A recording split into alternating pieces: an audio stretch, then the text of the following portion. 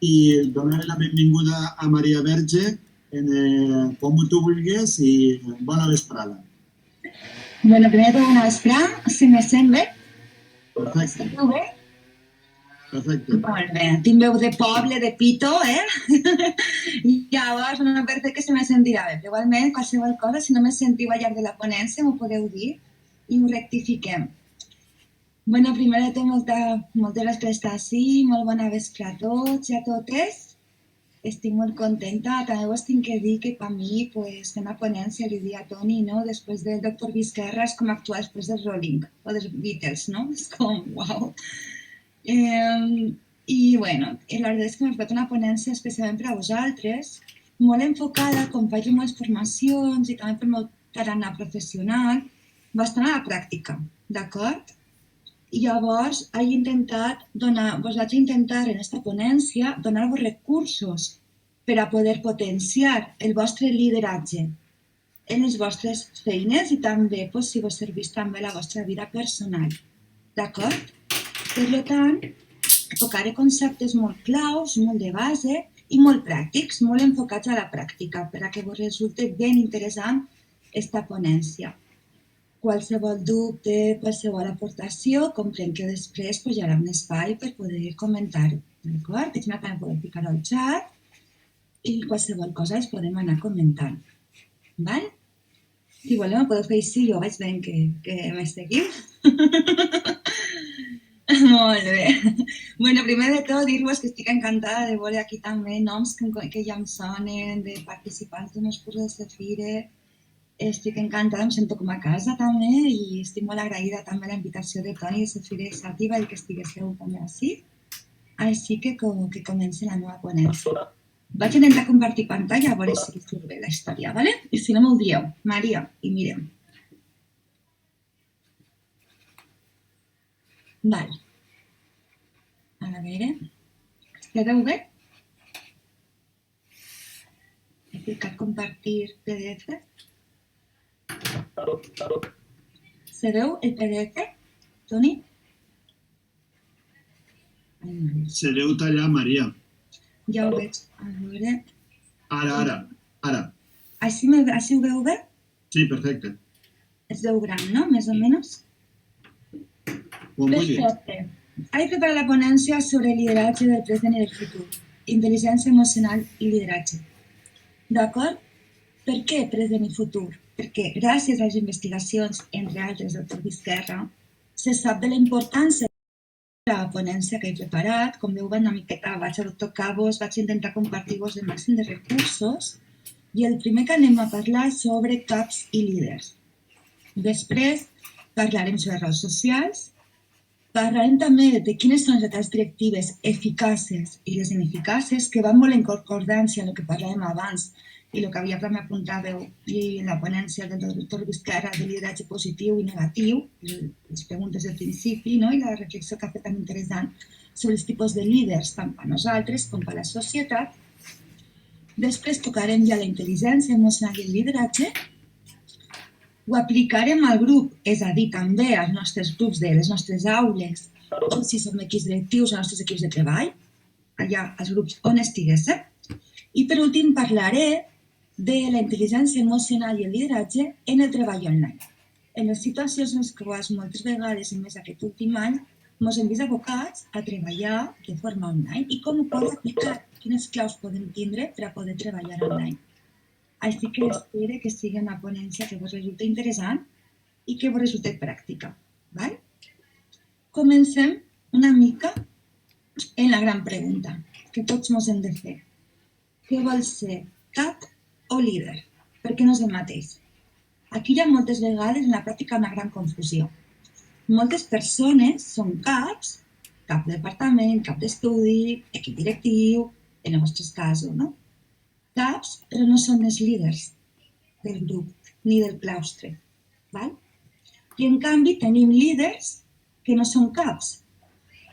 Quan passa això, aquí no ho dono, però en el curs de gestió de conflictes ho parlem molt, de gestió d'equips, sí, entrem ja més en profunditat, però bàsicament, quan tenim per una banda un cap i per altra banda un líder o una líder, moltes vegades això provoca molt de caos i una lluita de poder. més directa o menys indirecta, depèn ja dels caràcters, però pot crear molt de caos a nivell d'equip. Val? Per tant, el primer que tenim que identificar-nos és que som caps o líders, o som caps i líders. Llavors, perquè és el que vos dic, una cosa és el càrrec, cap, l'etiqueta, la nòmina, la teva categoria laboral, i l'altra cosa és el rol social. I aquí anem a introduir psicologia social. Val? Com vos dic, una cosa és el càrrec, l'altra és el rol social. El cap és el càrrec i el líder o la líder és el rol social. Llavors, és el que vos deia, i sabreu vosaltres que la pràctica ocorreix moltíssimes vegades.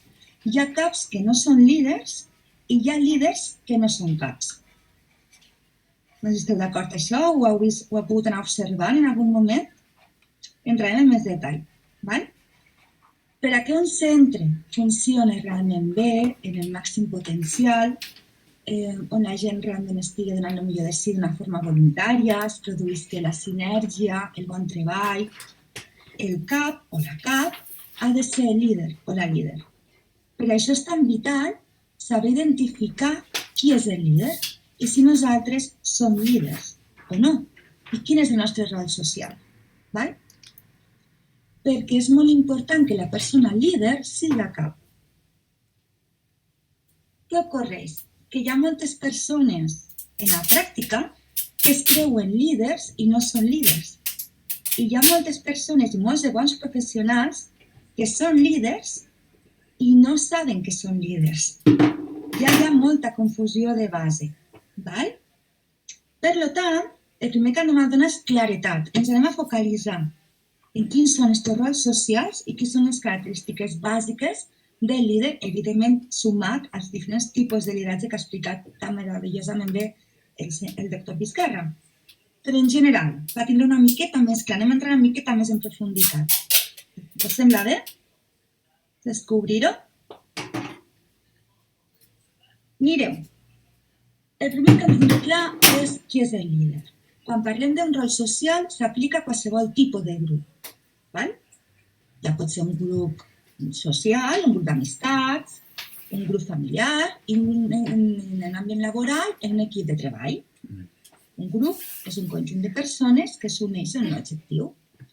Llavors, en el rol social, sempre que estiguéssim davant d'un grup, com per exemple un claustre, hi haurà rols. I poden haver diferents persones que ocupen el mateix rol. El primer que hem de distingir és el rol dels líders. La persona que ocupa el rol de líder, la primera característica, i aquí hi ha molta confusió, és que és elegit pel grup com a líder. És a la persona a la qual la segueixen voluntàriament, no pel càrrec. Ara ho veurem, la intel·ligència emocional i com aplicar en aquesta voluntarietat i quin caràcter té. Però és una persona que és elegida pel grup com a líder. La gent, el resto de grup, es segueixen d'una forma voluntària.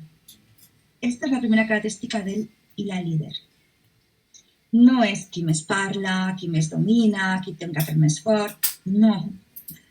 És que el grup d'una forma voluntària el segueix. La segona característica que és superclau per també tindre clar qui és el líder és que prioritza el benestar del grup per sobre del seu. És a dir, si ha de prendre una decisió X i aquesta decisió el va comportar un perjuí o va suposar més feina per al líder, qui realment és líder va prioritzar el benestar del grup i va assumir per damunt del seu benestar i va prendre la decisió que beneficia al màxim de persones del grup. Per damunt del seu propi interès. Sí? Ho farà d'una forma automàtica. Després dirà, jo aquí vaig fer això, perquè em vaig ficar en això. No, ara vos toca jugar. Era bo per l'equip, era bo pel centre. Hi ha prou de pantalla. La meva aula d'alumnes. Perquè me sumo a el que deia el doctor Vizcarra, completament d'acord. Vosaltres, per vostre càrrec, ja sou líders. Perquè teniu un gran impacte social. Esteu formant a les properes generacions. Quant d'impacte social té un gran mestre o una gran mestra, o un gran equip directiu. A quanta gent beneficia? També vull que també hi hagi un punt d'empoderament, de que vos doneu valor a la vostra gran tasca social. Llavors, el líder, la líder és qui prioritza el benestar del grup per damunt dels seus propis interessos. La persona que també té rol de líder, de caràcter, doncs és amable, és una persona empàtica, aquí ja estem introduint intel·ligència emocional, i també té una visió ampla, a curt i a llarg termini. No té por a prendre decisions complexes que afecten al grup, és a dir, és una persona valenta, si cal prendre decisions que siguin complexes, que requereixen un cert risc, que facin por o temor de prendre-les, la persona líder les prendrà, sempre i quan siguin beneficioses pel grup. Té esta valentia. I és responsable i se sent còmode sabent que hi ha persones que depenen d'ella o d'ell. La gran frase d'una persona que té el rol social de líder és jo puc ser útil. Aquí. Hi ha esta voluntat, comentàvem abans, de servici real cap al benestar del grup, de l'equip, de l'aula, cap als altres. Són persones que treballen en persones, en el benefici de les persones i al servei de les persones. Estos són els líders reals.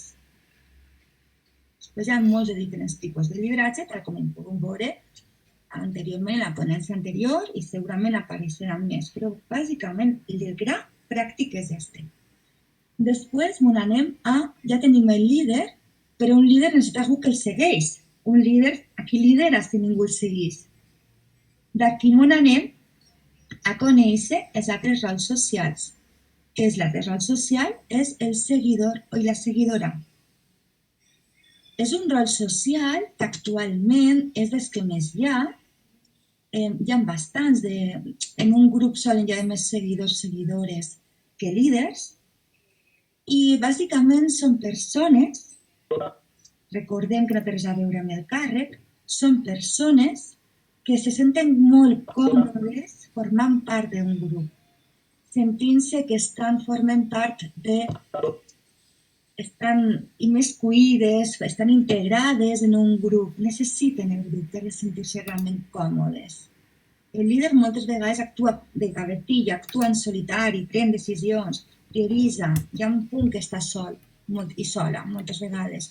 La persona que té de forma natural el rol de seguidora és una persona que, com vos dic, vos sent bastant còmoda, necessita el grup. També li costa bastant assumir responsabilitats, assumir decisions complexes, això li genera moltíssima ansietat i pot inclús arribar a paralitzar i bloquejar. No li agraden els conflictes ni prendre decisions complexes. Hi ha un punt, com vos dic, que se senten que realment s'ho passen molt malament, és per tenir un rol de seguidor, i per això et relaxa molt saber que hi ha un líder o una líder o diversos que prenen aquestes decisions i els segueixen d'una forma voluntària. Sí? I aquí tenim els rols socials típics. Aquí no té res a veure amb el càrrec. És a dir, podem tindre caps que són de rols socials seguidors. No passa res. Va en el rol social. I nos faltaria per conèixer el tercer rol social, Comença a jugar el que que vulguis. moltes vegades es van desconegut, Laia, però que segurament també vos anarà Neus ja en va moltes jugar. situacions que esteu Neus ha jugat. visquent en els vostres centres. És que això és el que vaig a fer-me ara. hi ha prou de pantalles. Esta Que nit és el rol del o demà contrari. ja veurem de Cerdanya. Papi, El rol del contrari ara és el que és vaig a un fer-me. rol on el més important són persones que el més important per a elles és la seva escala de valors. Que ho farem, Laia? Té una escala de valors, Me parece les altres també, però Per elles això diu de clau fer les per a aquest consultes. rol. La Li seva expliquen tu a escala la de idea les valors coses i defineix després ella... com viuen, Laia, amb qui se relacionen. 2 minuts, relaciona. quan acabes aquest vídeo ja prou. I si s'han de quedar I se te fiques en Neus que té un projecte per fer en per a tu. defensar la seva escala de valors, el que té la persona que té el rol de contralíder, ho farà. Que... No li importa ni formar part d'un grup de A veure, seguidors uns ni de... folios... Elles Pues anem a ja fer. estan a seva És que vull fer-me, vale? com Per vos dic, fer-me. és capaç de quedar-se soles. Vale, I se sent entonces, també perquè una evidentment patata còmode fas. en persones amb les quals compartís la mateixa escala de valors. Vull que fer-me una Què fa el cosa per a contralíder en apuntar aquests les grups que socials? El contralíder el que fa és que supervisa el líder, o els líders, És que una... i si veu, observa que el líder o la líder no A actua, veure, per favor, segons així ho sent així, no sé res. ho diu. És tindre un auditor, una auditora intern dins del grup. Normalment és un rol que és complex, que a molta gent li costa de gestionar i de relacionar-se, però bàsicament ens donar una clau per a poder gestionar un contralíder. Moltes voltes el contralíder, la contralíder, el que vos dic és el que fa, és un auditor. I si volem ser líders d'intel·ligència emocional, hem d'aplicar aquesta empatia i hem de poder connectar també en ells i entendre què ens poden aportar de positiu. El que aporten de positiu és que són com una ITV, que passen perfectament un filtre de tot allò que falla, tot allò que no falla, allò que podria fallar. Són persones que se necessiten i són molt interessants d'escoltar i de tindre en compte. Inclús podrien ser líders segons o podrien ocupar algun tipus de càrrec, perquè són persones normalment això, amb molt de caràcter i amb una escala de valors molt ferma. Per tant, no s'ha de tenir por al contralíder ni sentir-te i sempre qüestionada per contralíder, simplement està demanant que se l'escolti. Se l'escolti, té algú a dir. Segurament després de ser escoltat o escoltada, el nivell de conflicte, el nivell de tensió baixa. Una vegada ja ens hem situat en quins són els rols socials i ja hem entès el lideratge, i què significa ser líder realment, hem de comprendre que moltes voltes, com vos dia, poden hi haver diferents líders dins d'un grup i poden hi haver diferents tipus de líders dins del mateix grup. De fet, els líders i les líders treballen molt bé entre ells, treballen d'una forma bastant col·laborativa.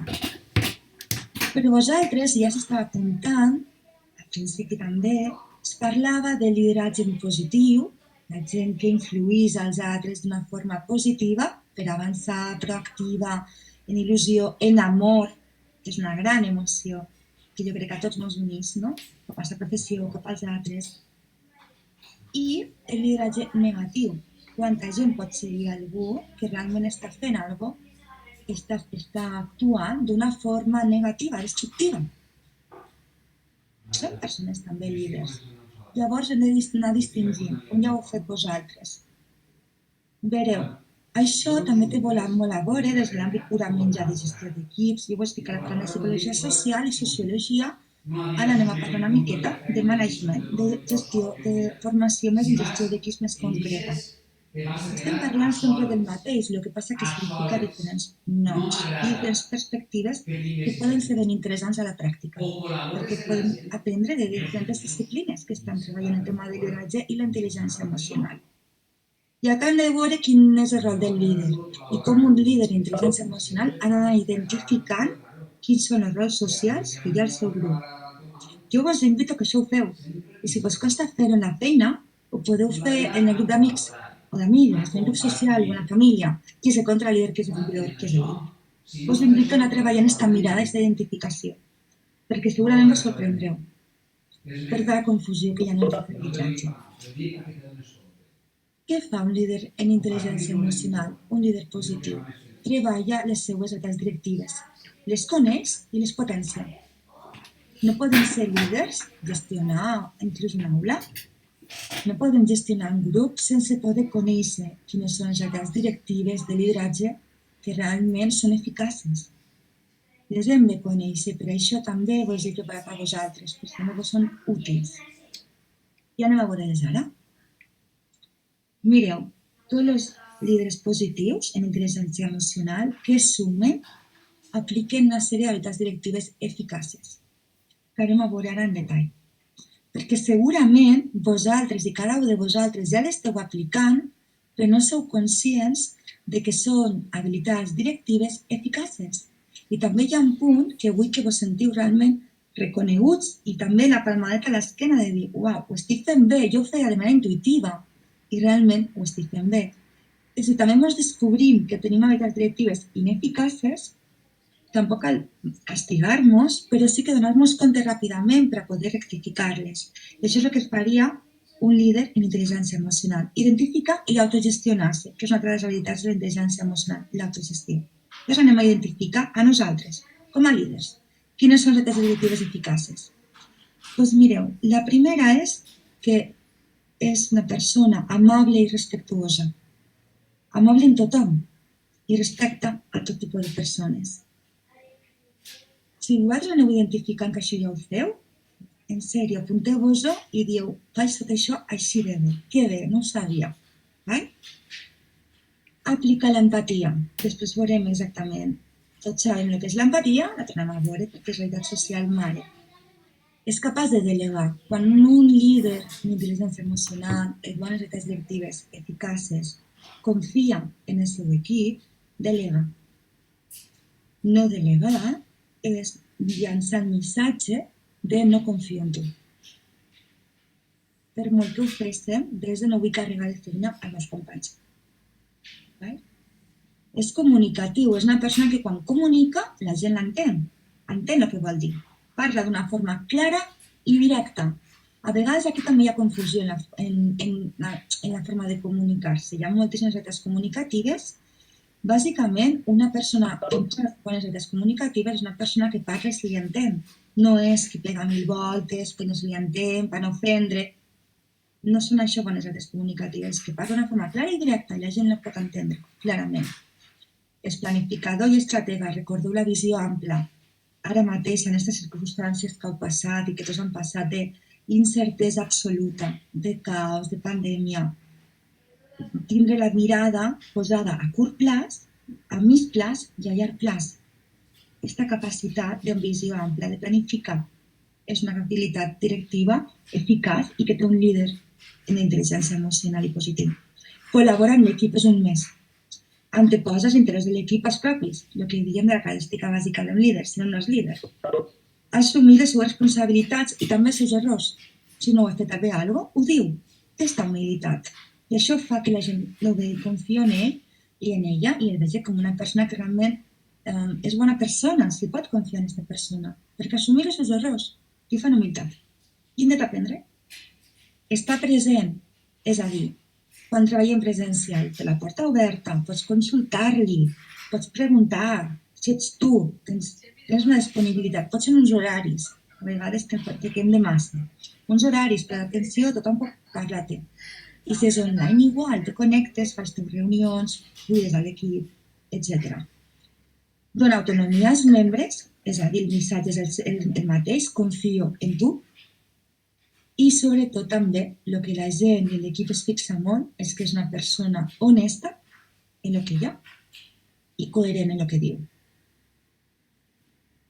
Tot això són les directives eficaces. I m'agradaria que ara miréssiu quines són i realment en un exercici d'autoconsciència miréssiu realment quines teniu, perquè segurament teniu moltes més des que us pensàveu.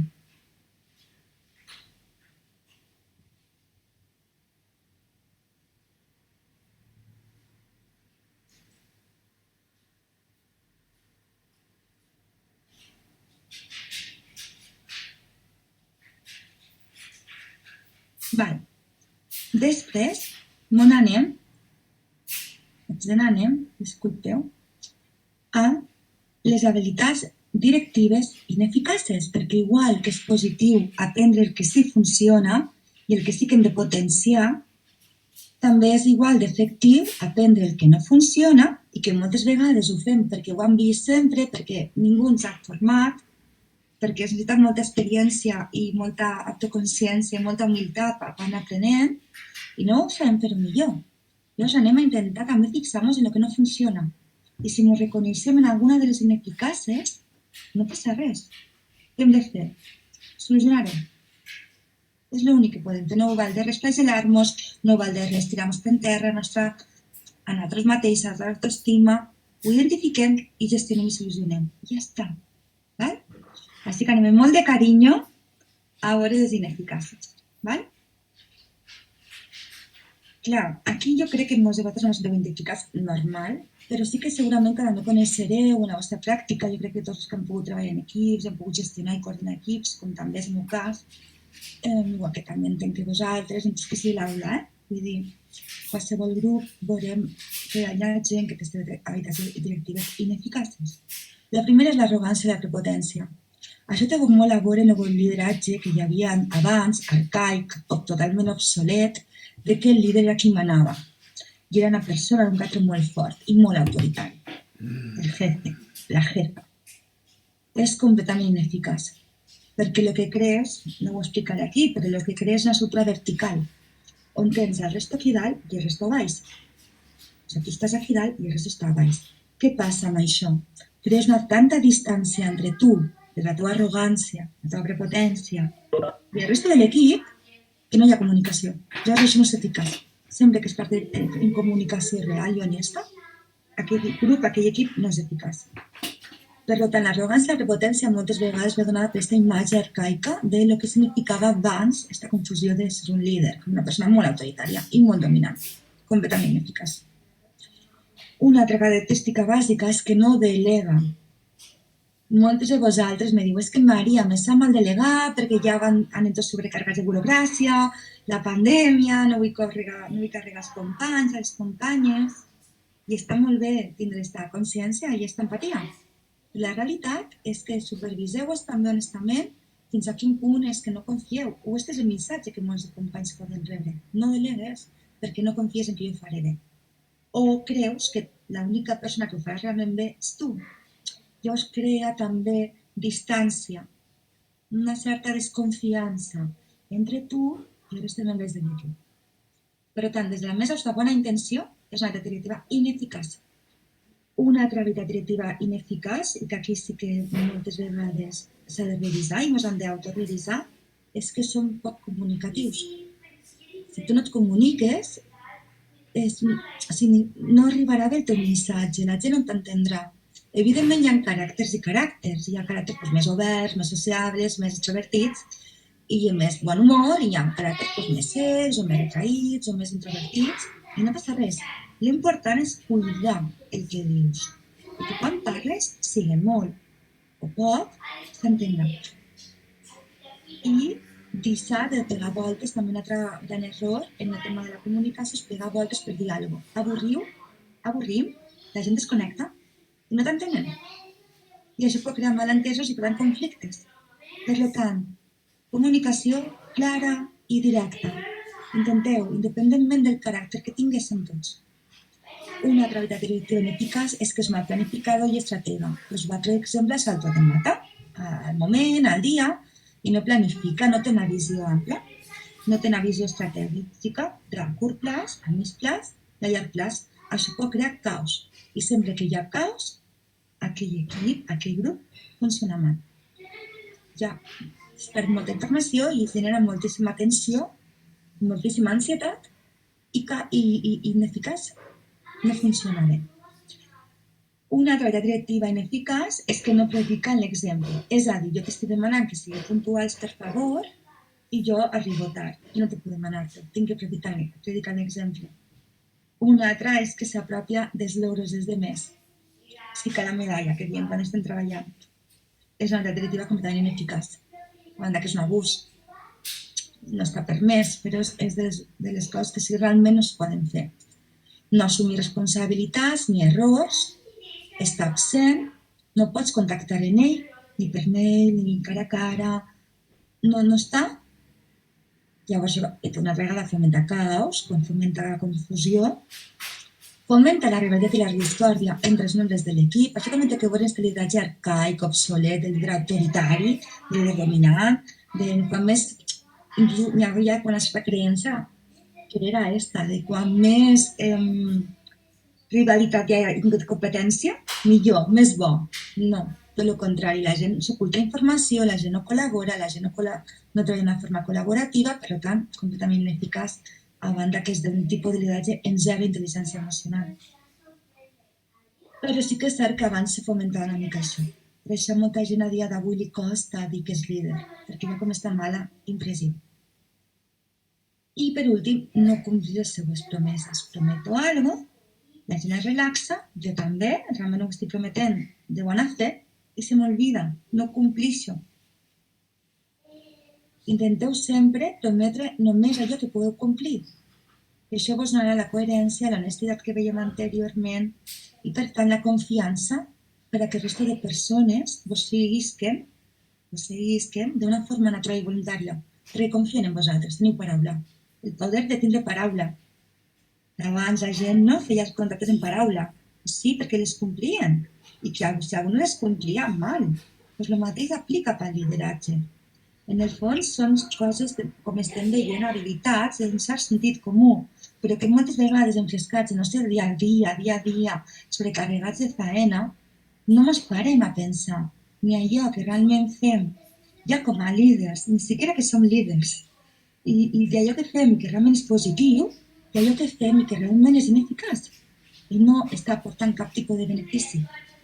Per tant, si us han detectat en alguna d'elles, vos invito a que molt de carinyo, no us flageleu, però canvieu rapidet, perquè no vos aportarà cap benefici, ni a vosaltres ni als demés. Hem vist els rols socials, les claus bàsiques, per a que poguéssim aplicar a la pràctica. Ara ens hem focalitzat en les realitats directives eficaces i les ineficaces. Vos no també uns segons per acabeu de llegir, per si vos reconeixeu en algú o en alguna d'elles.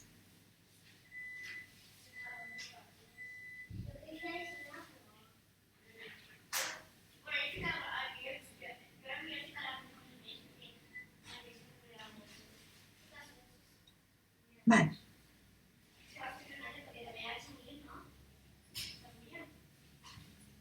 ¿Veas, Clara? Sí? Seguim. Hi ha una cita que és preciosa i que és molt certa, i la volia ficar també aquí, per que poguéssim reflexionar una mica. És de Thomas Lipham, de The Principal School, un dels estudis majors que es va fer en la cultura anglosaxona a les escoles. Diu, nunca he visto una buena escuela con un mal director, ni una mala escuela con un buen director. He visto cómo malas escuelas se convertían en buenas y lamentablemente cómo destacadas escuelas se precipitaban rápidamente hacia su declive. En todos los casos, el auge o el declive podía verse fácilmente reflejado en la calidad del director.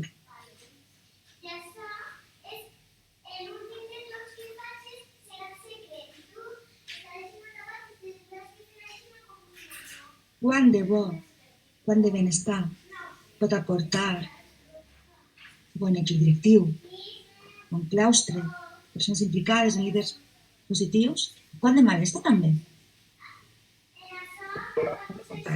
Per tant, ara que ja sabem com aplicar-ho, jo vos invito que realment vos formeu i ho feu, perquè a més, si hi ha una professió que és purament vocacional, és la de docent. Ja sabeu que bones persones sou tot. Ara és més com ho fem. Ja sabem la importància que té el nostre paper, ja sabeu la importància que té el vostre paper també a nivell social, el gran impacte que teniu. Ara simplement és com ho fem i com jo, individualment, vaig millorant. I això com se fa? Adquirint coneixements, adquirint informacions, identificant i anar potenciant allò que sí que sabem que està funcionant de nosaltres mateixes i dels altres, i també anar rectificant simplement allò que ja està obsolet o que no ens val, que ja no ens serveix en el dia actual. Per això vos vull donar tants recursos, tantes claus pràctiques, perquè realment vull que vos siguin interessants. La importància del vostre paper en la societat és fundamental. I per mi és un honor poder formar-vos, també des d'aquí. De veritat, estic molt contenta de poder formar-vos. Sou una clau, una pota molt important de la societat. Clau. El vostre paper és profundament important. Així que seguim. Hem pogut veure els rols socials, identificant, vos recomano que aneu identificant. De fet, la gent quan els descobrís no para. este serà dir, este és líder, és contralíder. Vull dir que també hi ha un punt de disfrute en això. Les tasques directives que ha de tenir un bon líder i que eficaces també les ineficaces. Anem a entrar ja en la intel·ligència emocional i el lideratge. Clar, sobre la intel·ligència emocional, mireu, d'esquerra, en francès, en tot el que volem, teniu tantíssims autors de referència, no? El que hem d'entendre clar, i jo volia aquí apropar-vos-ho, és que un líder i una líder eficaç és el que compta amb les habilitats de l'intel·ligència emocional. Que bàsicament són 4. L'autoconsciència, l'autogestió, l'empatia i la consciència social. Quan treballem intel·ligència emocional, hi ha un punt que és, ostres, perfecte, m'encanta la teoria, crec firmement en ella, com ho aplico jo això en mi? A la feina, a la pràctica, en el dia a dia, a l'aula, amb els companys, a casa, com ho faig? Llavors, a vegades ho hem d'aterritzar una miqueta més per poder realment aplicar-ho. Què significa l'autoconsciència? Moltes coses, però bàsicament és la capacitat de conèixer-te, de conèixer les fortaleses i les debilitats que tens, quins punts forts tens i quins punts tens més dèbils. I això, per exemple, hi ha moltíssimes ferramentes d'autoconsciència, de poder realment conèixer-nos, què se'ns dona bé, què se'ns dona mal. Una de les ferramentes que podeu fer és el DAFO. No sé si el coneixeu, llavors podeu fer un DAFO professional. DAFO, D-A-F-O. És que jo ara estic en un mode de compartir pantalla que no tinc accés al xat. No sé com podria. Que no sé si algú pot escriure DAFO. És una ferramenta que la podeu trobar per internet, no us preocupeu, i la podeu aplicar, per exemple, al vostre rol professional, on D són les vostres debilitats personals, la F són les vostres fortaleses exteriors, perdó, la A són les amenaces exteriors, si sou intel·ligents, també de ser entre tot allò que vos està amenaçant a nivell del vostre rol professional, extern, la pandèmia, etc. No ho sé, cada un. La A, la F són les vostres fortaleses interiors, allò que sabeu que realment és un valor que vosaltres teniu en la vostra feina. I la O són les oportunitats també exteriors, per exemple, formacions interessants, per exemple, cursos de Cefire interessants, etc. Quines oportunitats teniu? Podeu fer un DAFO personal i segurament fer una foto de realment quines són les vostres fortaleses i les vostres debilitats. I escriureu coses i prendreu consciència de factors de vosaltres que en el dia a dia moltes voltes no hi pensem. Llavors és una bona ferramenta, l'autoconsciència, conèixer-se, mindfulness, 1000 teràpies. Clar, aquí hi ha tot un món d'autodescobriment. Hi ha gent que és més física, el ioga, la meditació, no m'importa, córrer. Hi ha 1000 ferramentes disponibles per anar a conèixer-nos i per anar aplicant-nos i per anar treballant. Realment, l'autoconsciència. Després anem a la segona habilitat emocional, que és l'autogestió, que és la capacitat de gestionar els propis sentiments. La reflexió que fèieu abans de refletir sentiments més positius, les emocions, evidentment és molt interessant, però en el dia a dia és molt normal tindre diferents emocions, a vegades diuen més positives, més negatives, i anar sentint, i això és normal, perquè som persones humanes, som seres sintientes, i per molt pequeñas que siguéssim, mai hem de perdre el cor. Mai hem de perdre l'ànima i les ganes i el que ens fa humans. De fet, esteu treballant en una formació, esteu treballant en un treball molt humà. Llavors és molt normal sentir. Què hem de fer? Autogestionar-nos. És normal enfadar-te en un company. És normal un dia estar tort. És normal estar fart de la incertesa actual, de com d'enfrontar-te a un repte i que tingues por i com faré jo això. És normal, tenim 1.300 reptes, teniu 1.300 reptes en el dia a dia, és normal poder sentir 1.000 emocions i 1.000 sentiments. Què heu de fer? Autogestionar-vos. I el mateix que vos aplicar per l'autoconsciència també us pot aplicar per l'autogestió. Hi ha 1.000 tècniques d'autogestió emocional. Trobeu la vostra. Però realment es normal sentir-ho, no tenim que estar tot el dia pagant a los demás. Hi ha un punt de responsabilitat en l'autogestió. Jo me responsabilitzo del meu enfado, me l'autogestiono. Jo me responsabilitzo de la meva frustració, de la meva impotència, del que siga, i me l'autogestiono. I hi ha 1000 tècniques també. Com a professionals i com a líders en intel·ligència emocional hem d'autogestionar les nostres emocions. La tercera habilitat bàsica de la intel·ligència emocional és l'empatia. Sobre l'empatia hi ha molt escrit, molt dit, no vaig entrar. També necessitaria, Toni, 5 hores a parlar de l'empatia, ¿vale? Bàsicament, també hi ha molta confusió. La empatía es no ponerte en el zapato del otro y sentir lo que siente el otro. Eso es simpatía. La empatía en la práctica, y deixeu-me dir, perquè estic aquí, jo acompanyo molts professionals en el tema de l'empatia, és la capacitat de captar i percebre l'altre, entendre, i entendre com és i per què està així, captar-lo de veritat, sense perdre'ns a un mateix, sense anar al món del nostre centre.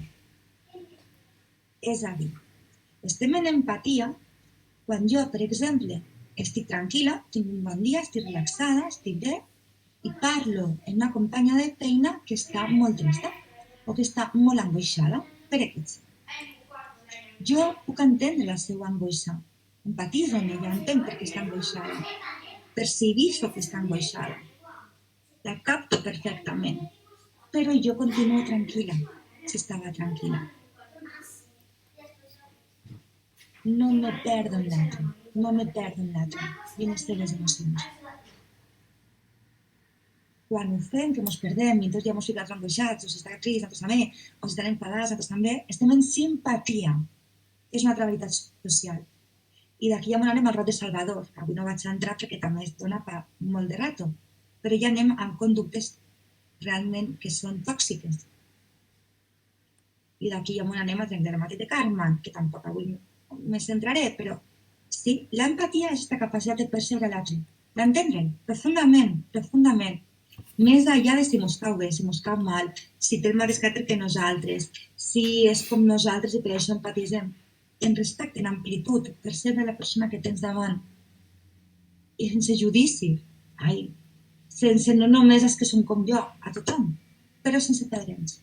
Això a la pràctica és difícil, però jo us invito que realment l'aneu aplicant, perquè segurament la vostra qualitat de les relacions millorarà.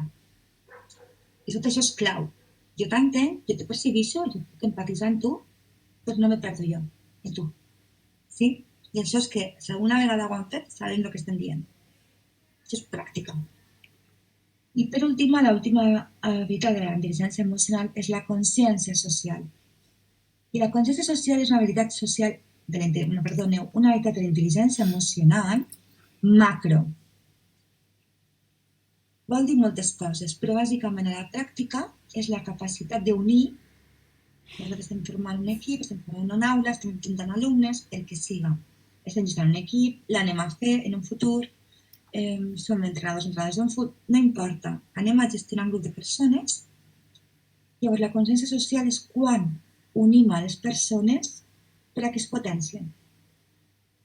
És a dir, mesclem i fem que treballin col·laborativament una persona molt tècnica, molta estructura tècnica de passo 1, passo 2, passo 3, en algo més creatiu. Per exemple, que fomentem així, que se retroalimenten, que es complementen, que es potencien. Una persona, si la creativitat li dones estructura, quantes coses interessants poden fer. Si l'estructura li dones creativitat, quantes coses interessants poden fer. Això és la consciència social. Unir a les persones per a que es potencien. Esteu molt bé, xiques, ara. Ja està ara? Sí? Molt bé. Tenim les qualitats de la intel·ligència emocional bàsiques, explicades a la pràctica. No és un dia només, són molts. Segurament apliquem moltes d'elles en una o major mesura, però bueno, les anem aplicant. I tranquil·la que Això és aniràs. important també, com jo vos dic, el reconeixement de que ho fem. Papi, vols veure com ha I quedat? aquí anem a veure com és assumit en el lideratge. Estic fent el sopar. Ara després quan ho acabo tot, sí que ho de veurem. forma natural les habilitats I una d'intel·ligència cosa no s'ha emocional pegat. en el seu dia a dia. El papel Per encero a la això la pared. gent ho segueix Però quina paret? de forma A la del voluntària. cuarto, Rosa. No és Però això és pai caràcter. perquè si ho apegues És molt al llevar-ho pot arrencar la Però pega pintura de la molt. paret. O sea, que pega molt. Hi ha No persones, pots pegar-ho en elles, l'armari o en un alguna gat més tranquil, més Eso pausat. està Se va a pegar, le va a pegar en la cara. Apuntau. Una Quan te cosa, despegues fes els pallets. una cosa ho ha ficat en això de dalt. Totes apliquen en menor o major mesura l'autoconsciència, es coneixen a si mateixes, per això també són capaces de delegar, perquè saben que això se'n dona bé, això no se'n dona bé. Me coneixo. L'autogestió, no? L'empatia cap als altres, tinc empatia cap als altres, tinc connexió, tinc aquesta capacitat de connectar-nos amb nosaltres i fas que la gent es potenci. Per tant, els líders, realment les persones líders, apliquen en el seu dia a dia, com us diem, en menor o major mesura, la intel·ligència emocional. Fins ara ja hem vist la intel·ligència emocional i el lideratge. I ja hem treballat molts de conceptes individuals, interiors, de caràcter, de forma de ser, de forma de fer les coses. Ara, en els últims punts, queden 5 minuts i després tindrem dubtes, en els últims punts, ja que ens han fet aquesta revisió interior, anem a veure fora. Com aplicar-ho en la resta. Una vegada fet aquest treball individual. Mireu, el més útil que jo us puc explicar avui són les fases dels grups aplicats a la intel·ligència emocional i el lideratge. Això podeu també investigar vosaltres, sociologia, psicologia social, estudiar molt, hi ha diferents disciplines, com us dic, jo vos vaig agarrant d'aquí, vos ho dono tot, perquè realment considero que vos pot ser útil de diferents disciplines, val? Mireu, les fases dels grups. Els grups, un grup és un conjunt de persones que s'uneixen amb un objectiu en comú. Pot ser un equip de treball. Jo parlo de grups, però pot ser el vostre equip de treball. O la vostra aula, ja l'apliqueu. Quasi tots passen per les mateixes fases. I són importants de conèixer. Perquè nosaltres, com a líders en intel·ligència emocional, si les coneixem, podrem acompanyar, guiar, fomentar que el nostre grup també vagi evolucionant. Val? La primera fase dels grups, equips de treball, aula, és la pròpia creació del grup. I quina seria l'habilitat social d'aquí? Recordem que un grup es forma perquè un conjunt de persones té un objectiu en comú. Per exemple, són alumnes de quart d'ESO o són companys de feina, de l'IES, del CEI, etc. I van a treballar. L'autoconsciència seria una gran... Totes se poden aplicar. Aquí seria molt important aplicar l'autoconsciència. Realment jo quin és el meu objectiu aquí, en aquest grup. I veure si també ressona la resta.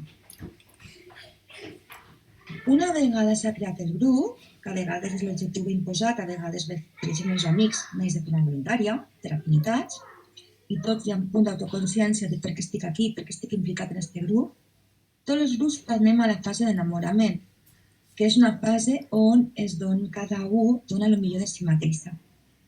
La gent, els companys, les companyes del grup, de l'equip de treball, de l'aula, estan en harmonia, aporten la millor cara de si mateixa, intenten caure bé, intenten quedar bé, intenten donar el millor de si, intenten connectar amb un de nosaltres en la fase de l'enamorament.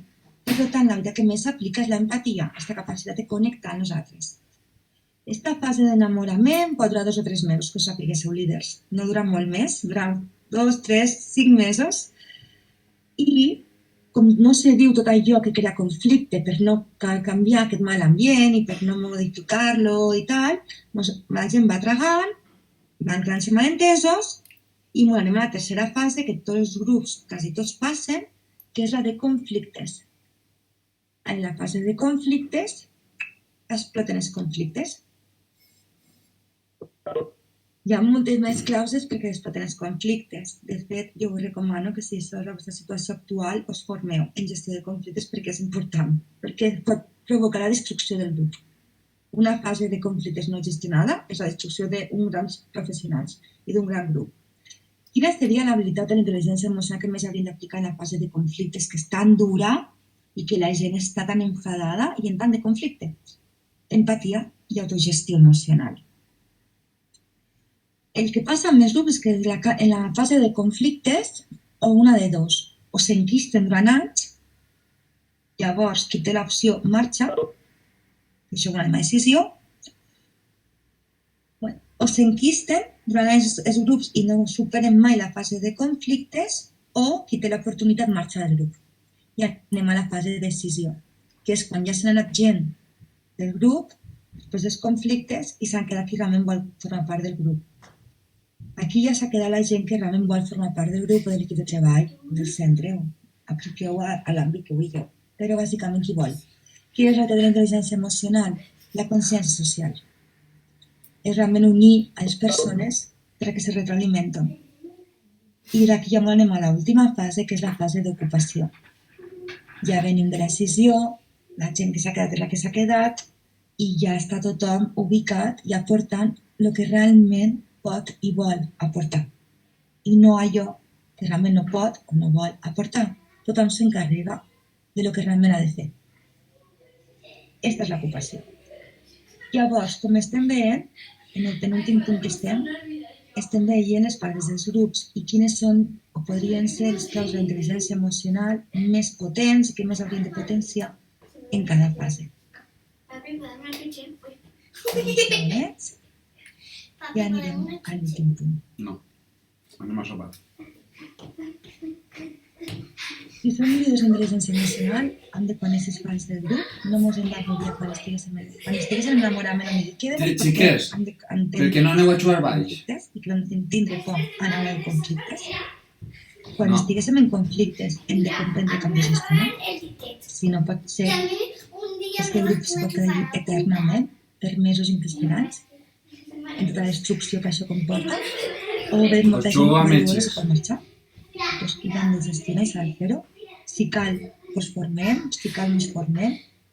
I després anem ja a la fase de decisió, que és que s'ha quedat és que realment vol formar part del grup. I ja anem a l'ocupació, que és que ja tothom fa el que realment toca i vol fer. I el grup pot estar anys. Això canvia fins que arriba gent nova. Quan arriba gent nova al grup, una altra vegada tornem al principi. Doncs molt resumit, serien les fases del grup i dels equips. Així també vosaltres ho podeu anar aplicant com a líders que sou.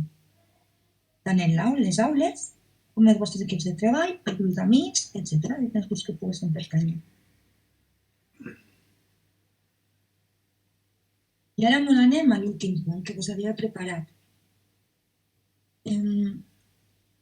Què és la intel·ligència emocional i lideratge en el treball online? Mireu. He pogut entrevistar vora 580 docents sobre el treball online.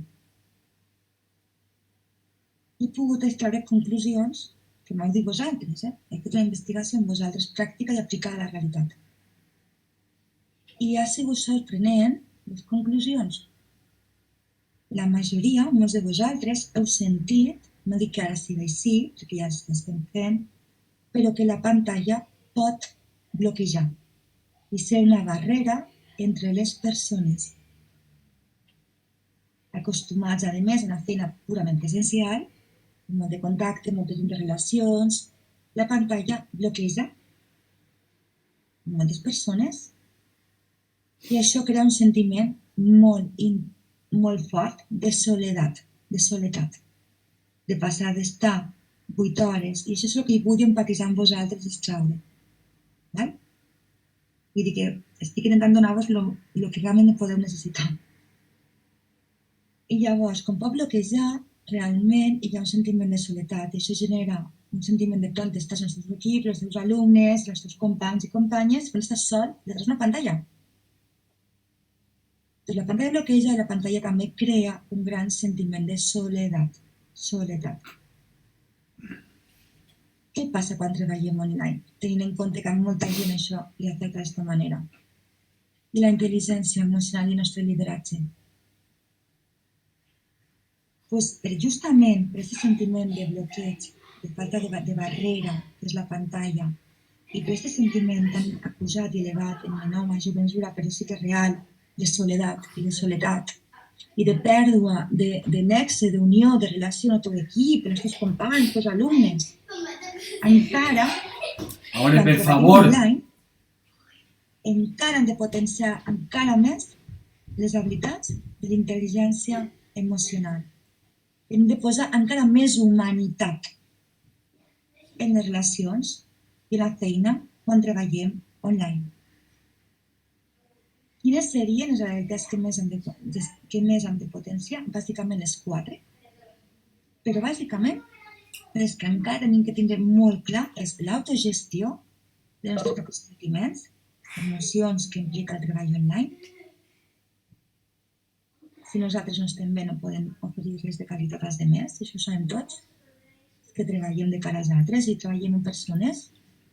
L'autogestió, perquè és un repte, com vos dic, molta gent s'ha sentit molt ansiosa i molt sola, i és normal sentir-se així. I després, l'empatia. Online, com diem, rebaixa la sensació de grup. Estàs sol, has perdut el teu company, la teva companya. Per tant, també sentes que les relacions interpersonals se'n perden.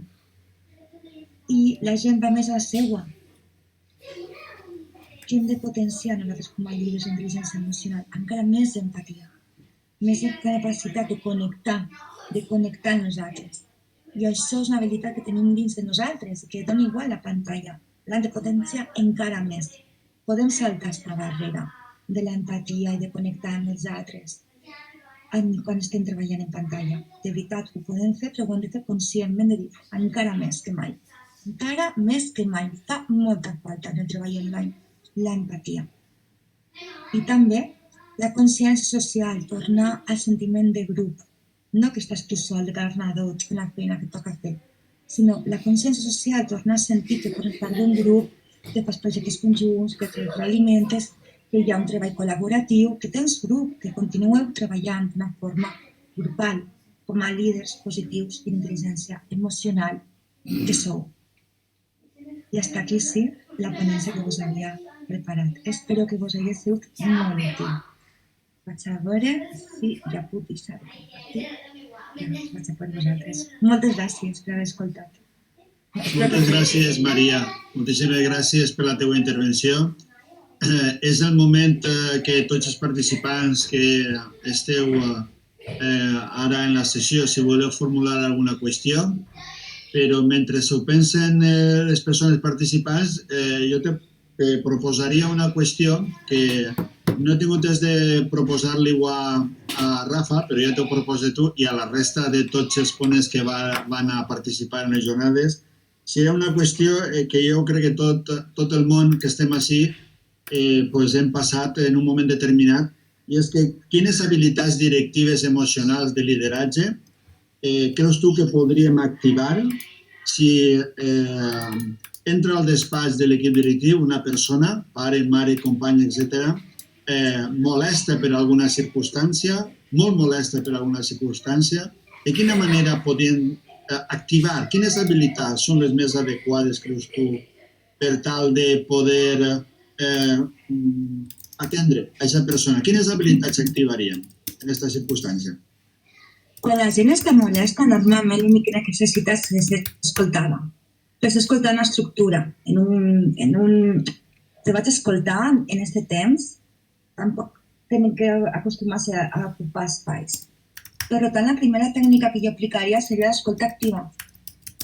I anar fent preguntes clares de per què t'ha molestat, anar al fons des del principi. Primer escoltar i després preguntar preguntes obertes. L'habilitat social seria l'empatia. És evident, i també l'autogestió, perquè quan estàs amb algú que està molt molest, també te pots enfadar tu, i és normal. No passa res. T'estan parlant mal, t'estan cridant, t'estan interrompint, estàs treballant. Però sí una autogestió. Nosaltres, com a líders, no podem caure en les emocions o en les actituds que poden tindre companys o pares, mares que estan molestos. Llavors, la primera és l'autogestió. L'empatia, la capacitat d'entendre aquesta gent realment què li passa, per què està enfadada.